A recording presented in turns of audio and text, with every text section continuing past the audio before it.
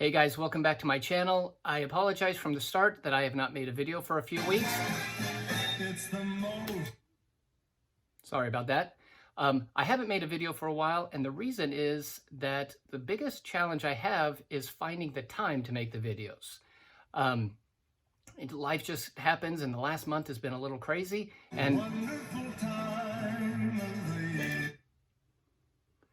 But I'm back today, and I'm here to make a video. I hope you enjoy.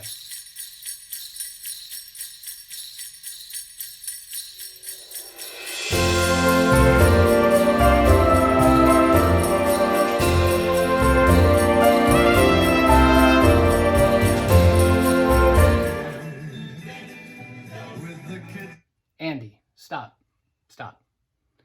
Okay, I have a theory and I want to share it with you guys, and you guys can put in the comments if you agree with me or you think it's crazy. But I have a theory. Well, let me back up. Have you ever noticed that when a music artist has their debut album and it really becomes this huge overnight sensation and they become big stars, there's somebody, the producers, the marketers, the agents, whoever it is, has this challenge to say, how are we going to keep this musical artist going? Their first album was a huge success. How are we going to keep that momentum going? So I think the answer is a Christmas album. You know, the music's already written. People love the music. This new artist just has to put their little spin on it, and voila, album number 2 in the bag. And so they have this huge success and momentum continuing because, you know, they did the easy way out is a Christmas album. Well, I have a theory that when it comes to photography YouTube channels, the What's in My Bag video is kind of that Christmas album. You know, if you ever have a challenge of what to talk about, photographers just seem to, you know, to fall back to that what's in my bag. And because of that, I've always said, I'm never going to do a what's in my bag video. What's in my bag is cameras, lights, and lenses, just like everybody else. And to me, sometimes that what's in my bag video becomes more of a let me brag on all the cool stuff I have. And so I really didn't ever want to do it. And plus, let's be honest, we live in an age when a cell phone and an Instagram account, and you can call yourself a photographer, or even you can call yourself a professional photographer. And so what's in my bag really becomes more of what's in my pocket.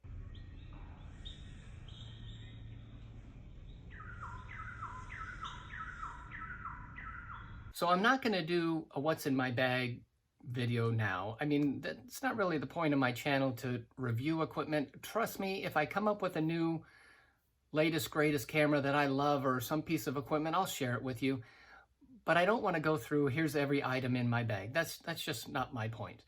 But I do want to bring up the fact that when I said we live in an age when a cell phone and an Instagram account and you get enough followers, you can call yourself a professional photographer. That's unfortunately true. How are we going to compete with that? I mean, potentially everybody's a professional photographer now. Well, I made a list of 4 things that I think might help and understand what we're going to need to do in order to compete in the crazy environment that we now call professional photography. Number 1 is realize that things are at a very fast pace right now. Things that go up on Instagram today are going to be kind of old news by tonight, and you're going to have to be posting something again tomorrow. So be producing on a regular basis, posting on a regular basis, be on the move, and producing new work on a regular basis. The second thing on my list is to follow the trends. It's a very fast-paced world, and trends are changing all the time. Whether you're a portrait photographer or a commercial photographer, there are different things that become fashionable in photography, whether it's a new filter, whether it's out of focus backgrounds or wide angle, whatever happens to be the latest, greatest craze, be aware of that.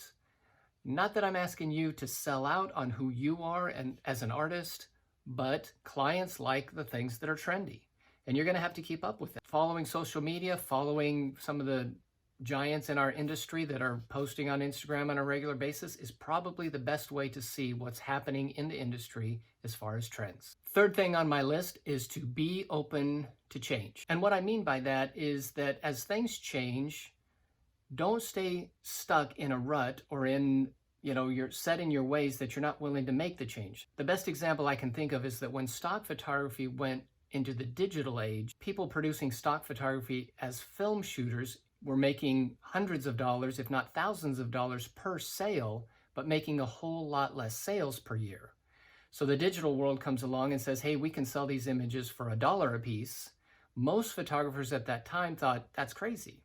I'm never going to sell my images for $1. And I was one of those people. I thought, that's crazy. But I had to come to a realization that even though I only sell it for $1, I may sell an image 1,000 times. Where maybe before I sold one image for $500, now I'm going to sell that same image 1,000 times for $1. That was something that was kind of an uncomfortable change, but needed to be made because the world wasn't going to stop and wait for me. That's where it was going, and you had to be open to make that change. And the last point I'm going to make is to stay true to yourself. Now, it may sound like I'm going to contradict the last 3 things I said because we need to be open to change. We need to roll with the punches and go with what is happening in our industry. But at the same time, don't sell out what is your passion and what you love to do. If you love to shoot people, photograph people.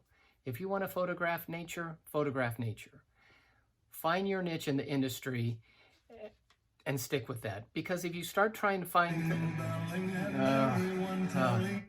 I'm not doing the Christmas album, Andy. So if you start trying to follow trends that are not the things that you enjoy photographing, you're really not going to enjoy what you do for a living.